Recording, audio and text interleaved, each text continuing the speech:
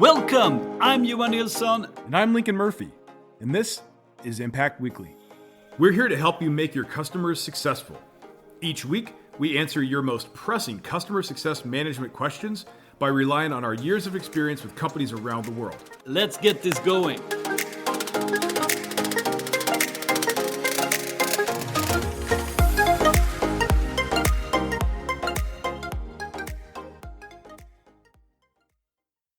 Hello, everyone. Welcome back. It's time for another Impact Weekly. This week, it's just me, Lincoln. Johan is on a well-deserved break. So we have a new question, so let's get into this. How can CSMs effectively drive product adoption and engagement for solutions that address necessary but unattractive tasks without resorting to things like scare tactics? Now, this question is actually a generic version that's derived from an email we got from a listener with a very specific situation in mind. And I think we're going to invoke Irish novelist James Joyce here when we say, in the particular is contained the universal.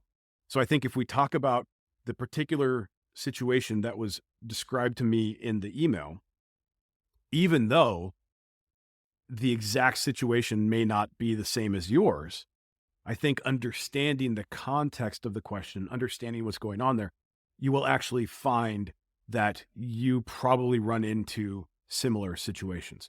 So Chuck's original email said, I work in regulatory compliance, specifically HIPAA and healthcare compliance. So that's in the United States, HIPAA is a healthcare privacy law. Chuck says, we have a SaaS solution for tracking, which covers the entire rule set. The product is solid, but the topic is something you'd rather go to the dentist than discuss 98% of the time. The problem: this requirement for our customers ends up being a back burner project, and adoption engagement can be low at times. This is a problem because by law, they need to complete our process. It's why they come to us in the first place. Low use equals liability for everyone involved, and no one cares for that. So Chuck says, in your opinion, what is the best approach to driving product adoption for something people know they desperately need, but would rather be hit in the head with a hammer than addressing, without being scary about it? Like, we don't like to use, quote, the government is going to get you as a tactic. Okay, so very specific situation. You may not work in regulatory compliance. You may not work in healthcare. You may not have a product or service that if the customer doesn't use it, they might face sanctions or fines or even jail time. But we all have a situation, probably multiple situations on a daily basis, where a customer needs to do something in order to achieve success, and for whatever reason, they're not doing it. That is, of course, super common. So I think we have some really interesting things to unpack from Chuck's email right out of the gate here. This idea of avoiding the discussions about the potential risk and the downside of not taking a particular action. I absolutely understand sort of the human nature aspect of wanting to avoid bringing up the potential for negative outcomes. Know that that's not always the most pleasant topic of discussion. But I think we need to start with the fundamental understanding that in customer success, we are not here to make our customers happy. Now, a lot of people, when I say that, will often feel some way because that sounds like what I'm saying is we're here to make our customers unhappy. And that's not true. We just can't solve for our customers' happiness. And in fact, in order to ensure that our customers are doing what they need to do to be successful, sometimes we have to push them to do things. And sometimes that doesn't make them super happy. And that's okay. If you have a misconception about what customer success is, that it is only about making sure that the customer is emotionally happy, then of course you're going to want to avoid any sort of discussion about the downside of not taking a particular action. But if you understand that your job is to actually make them successful, and you recognize that they are not doing the things necessary to be successful, then you recognize that your job is to have a discussion around the fact that they're not taking a particular action and that they will fail to meet their desired outcome. So avoiding discussions about potential risks and the potential downside of not taking actions is really the opposite of customer success. But what's really interesting, I go back to something Chuck said, by not taking these actions, it's a problem because by law, our customer needs to complete this process. It's why they came to us in the first place. So if we are avoiding talking about, in this case, the fact that they're not going to be in compliance, that they could be fined, they could be sanctioned, whatever the potential negative outcome is, if we're not going to talk about that, if we're going to avoid that, we are literally avoiding talking about the entire reason we exist in their world. Like, think about that. As a vendor, as a software vendor, in this case, our customer came to us to use our product to achieve compliance. They recognize that if they don't achieve compliance, they're going to get in trouble. And yet we want to avoid talking about any of that. It doesn't make any sense. The customer knows why they bought our product. They know what they need to do. And yet we want to avoid that. We just need to get away from this idea that we're here to just make our customer happy and that we shouldn't have conversations that involve the frank discussion of the negative ramifications of not taking a particular action. It's not scare tactics. It's not trying to invoke a fear response. It's just the reality of the situation. If you don't do these things, you are not going to be in compliance, and that can have these negative outcomes. Like, that's just the way it is. Now, if you're working with customers that aren't in a compliance situation, and let's say you have a CRM and they want to make more money by making more sales, and they're going to use your CRM, they want to add $200,000 in new revenue by the end of the quarter. If they are not on track to do that because they are not doing the things that we agreed through a joint accountability that they need to do in order to be successful to reach that goal, then you need to intervene to make sure they understand that they are not on track to hit that goal and they need to take corrective action. Like, that is your job as in customer success. If you chose not to do that, if you saw that they were not on track or that they've kind of gone in a different direction and they are not doing the things, they're not working through the progress milestones they need to work through, they're not making the sales that they need to be making in order to achieve that revenue number by the end of the quarter, and you see that and you choose not to intervene, you're not doing customer success. I'm not saying you're not working hard. I just don't know what you're doing because it's not customer success. So, avoiding talking about the very reason that a customer decided to be your customer makes zero sense if you look at it from that perspective. But I think this goes back to just this underlying idea of difficult conversations. How many times do you talk about, maybe just to yourself, maybe with your peers, or maybe with your head of customer success, you talk about difficult conversations or challenging conversations? You talk about these conversations that you're going to have with your customer that are, unpleasant, where you're going to have to tell them, something negative. How many times do we talk about that? How many times do we say something like that in one day? Probably a lot. Now, the companies that I work with and the students that come through Impact Academy, we really try to emphasize the fact that there's no such thing as a difficult conversation or a challenging conversation. There's just a conversation. We have to stop putting a negative spin on the conversations that we're going to have with our customers, especially considering the fact that what we generally position as a difficult conversation is very often the most important conversation that we need to have with our customer. It's the conversation I'm going to have with them that tells them you are not on track to hit your goal. It's the conversation we're going to have about the fact that if they don't do the things that they agreed to, that they're not going to be in compliance by the deadline. This is the most important conversation that I'm going to have with them. If I have positioned it as something negative, as a difficult conversation or a challenging conversation, the likelihood that conversation gets delayed or frankly avoided goes up substantially. But if I can just look at that as just another conversation that I'm going to have with my customer, then it takes so much of the pressure off and so much of the overarching negativity that's just weighing us down. It just kind of takes that all away. So, it really is a mindset issue here. It really is just the way that you talk about these conversations. And as a CSM, you can sort of try to work on that yourself, right? So the conversations you're having with yourself, the conversations you're having with your peers, just stop talking about these conversations as being difficult or challenging. But often it's not just you, the CSM, it's your head of customer success. The head of customer success talks about difficult conversations. I've even seen heads of customer success have at a weekly stand-up who can talk about a difficult conversation that they had this week, almost making it a badge of honor.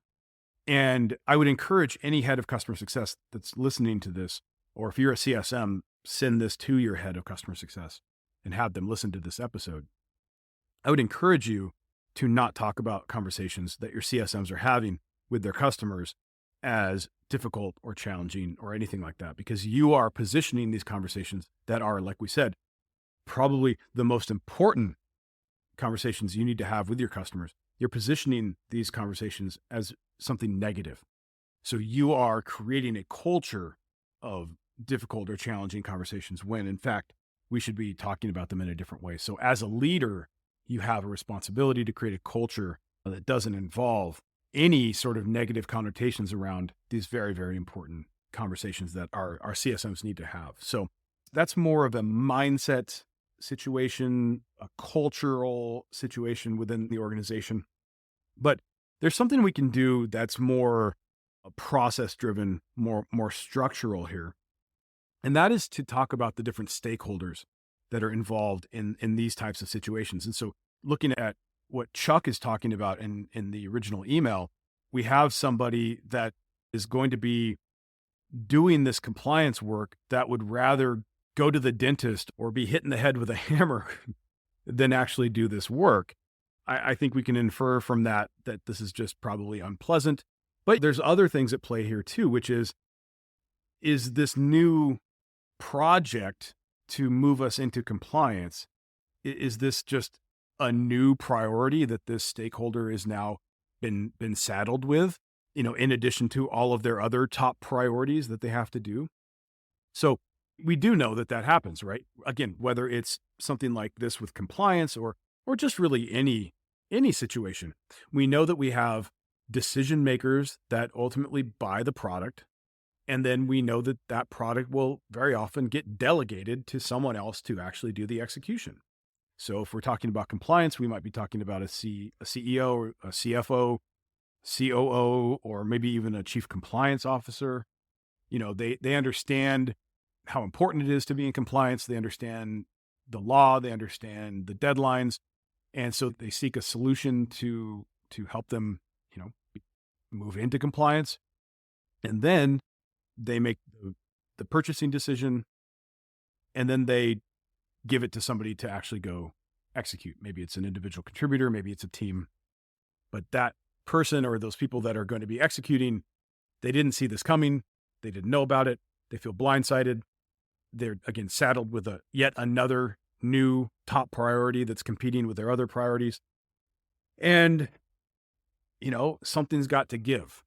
And so we often see in a situation where they're not going to do it right now. They'll probably wait till the last minute. It will get done, probably, most likely, but it's going to be stressful. In a compliance situation, you probably don't want to wait till the last minute because there may be things that come up. So we know that this happens. So what can we do? Well, there's two things that we can do that will help you. The first thing I want you to think about is to kind of draw a line in the sand right now and say, any new customers coming in, or really any new prospects we talk to, let's apply this to their situation. If they're already a customer, this isn't going to help, but this will help our future customers. I want you to get with your head of customer success and figure out how to bring this to sales. But essentially what we want sales to do is to tell their prospect. So again, the decision makers, the C-level executives that are, making this decision to buy this product, that are, that they're then going to delegate it to somebody else to execute. We want them to bring in the execution team earlier in the buying process. And if it makes economic sense, to maybe even set up a meeting with them and you, the CSM, so that you can talk to them about what the first 30, 60, 90 days are going to look like, answer any questions they have. But we want to bring the execution team into the process early, maybe even, have them evaluate the product, offer their opinion, whatever. We want them to have some feeling of ownership. We want to reduce feeling blindsided by this whole thing. And if we can do that earlier in the process, then it's going to be much smoother sailing once the deal actually closes. And so the way that sales can get the prospect to do this is to simply say, look, in our experience, having your execution team or the person doing the work involved in this, it just helps them have that ownership, and it makes things, work a lot smoother. It's not really a hard sale. And for it might be a harder sale to get the salesperson on board with this, but that's where you need your head of customer success and maybe even your CEO to talk about why this is super important, because we need them to actually do the work. So that's something you can do with your sales team. Do that earlier in the process. So we want to kind of move things upstream. So for our existing customers or customers that came in after having gone through that process of being included in the buying process, when we're doing a kickoff with the execution team, going through onboarding, what we want to do is understand that the person that we're working with is not necessarily the person that bought the product, right? This is now an individual contributor or a team that has been tasked with doing this work. They hopefully went through a process where they can feel some level of ownership. But even if they didn't, if you're talking to an end user, an administrator, whoever your point of contact is now, that was given this task, what you should do is try to get to know them a little bit.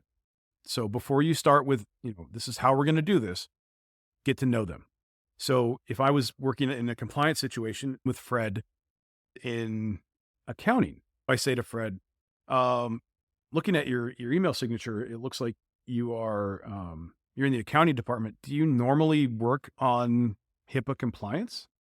No, I don't. Do you do any sort of compliance work? Outside of just making sure that, what we do from a generally accepted accounting practices standpoint and all of that, no, I don't really do any compliance work. Okay. So I'm assuming that this was given to you on top of all of the other work that you need to do on a daily basis. Is that correct? Yes. Okay. So Fred, I'll tell you this. I don't know if it makes you feel any better, but basically 100% of the people that I work with are in your situation.